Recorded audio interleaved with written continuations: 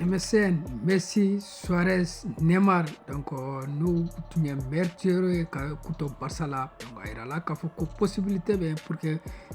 Inter Miami bɛ se u bɛ se ka ɲɔgɔn sɔrɔ cogo min na, mais u ka entraîneur n'o ye Inter Miami entraîneur n'o ye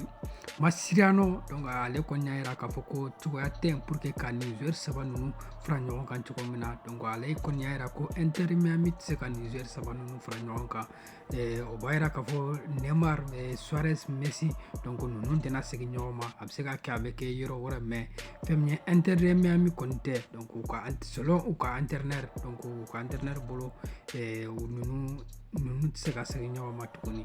donc an t'a dɔn kun mun y'a to, mais mɔgɔ caman kɔni rumeur y'a yira k'a fɔ ko Neymar, donc a n'a ka contrat kan ka bɔ Al Hilal la, a yira la k'a fɔ ko possibilité tɛ yen pour que ka prolonger, donc mɔgɔ caman y'a yira k'o fɔ ko fɛn min ye MCML, donc ko a bɛ sɔn Inter Miami, donc u bɛ sɔn k'u fara ɲɔgɔn kan, mais nin waati in na u ka entraîneur kɔni ye jaabili kɛ ko ninnu tɛ se ka segin ɲɔgɔn ma.